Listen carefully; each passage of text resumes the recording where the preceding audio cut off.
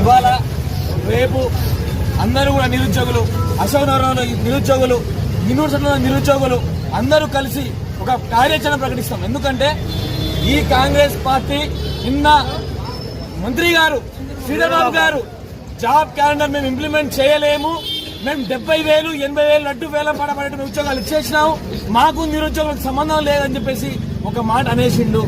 మేము కూడా రేపు ఆ ఎల్లుండి నిరుద్యోగులందరితో కలిసి ఒక కార్యాచరణను ముందు తీసుకెళ్తాం. ఈ కాంగ్రెస్ పార్టీ పైన కొట్లాట తప్పదు. ఎందుకంటే మీరు ఎన్నికల మేనిఫెస్టోలో 2 లక్షల ఉద్యోగాలు పెట్టారు. పెట్టారా? పెట్టలేదా? డేట్లతో సహా బీఆర్ఎస్ ప్రభుత్వాన్ని మేము బొందని పెట్టి కాంగ్రెస్ ప్రభుత్వాన్ని గెలిపించుకుంటే మీరు మొదటి సంవత్సరంలోనే 2 లక్షల ఉద్యోగాలు ఇస్తామన్నారు. 2 లక్షల ఉద్యోగాలు పోగాక ఇవ్వలేదు. కనీసం 20,000 ఉద్యోగాలు కూడా ఇవ్వలేదు. మేము ఒకటే అడుగుతున్నాం, కాంగ్రెస్ పార్టీ మా శత్రువు కాదు. మాకు 2 లక్షల ఉద్యోగాలు ఇవ్వకపోతే మాత్రం మా ప్రధాన శత్రువు కాంగ్రెస్ పార్టీ. ఎందుకంటే మేము రేవంత్ రెడ్డినో ఉత్తమ్ కుమార్ నో నమ్మించి ఓట్లేయలేదు. రాహుల్ గాంధీ గారిని, ప్రియాంక గాంధీ గారిని కాంగ్రెస్ మేనిఫెస్టో చూసి ఓట్లేసాము.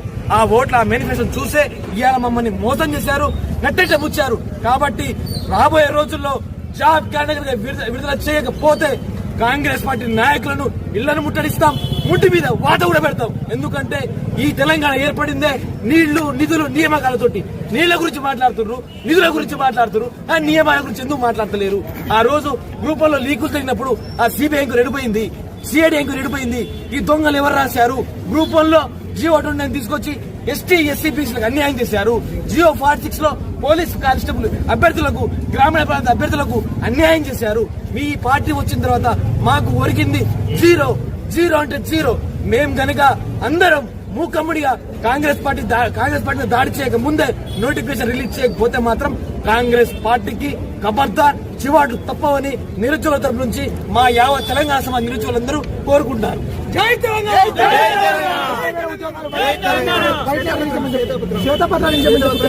నిజంగా మీ కాంగ్రెస్ పార్టీ నాయకులు చిత్తశుద్ధి ఉంటే మీ మంత్రులు రండి, మీ ఎమ్మెల్సీలు రండి, మీ ఎమ్మెల్యే రండి. 70,000 80,000 ఎక్కడిచ్చారో శ్వేతాపత్రం తీసుకుని రండి.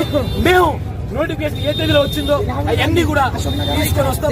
అశోక్ నగర్ రమ్మంటారా, సెక్రటేరియట్ రమ్మంటారా, రేవంత్ రెడ్డి గారి ఇంటికి రమ్మంటారా, లేకపోతే రాహుల్ గాంధీ ఇంటికి రమ్మంటారా, మేము శ్వేతపత్రం తీసుకొని వస్తాం.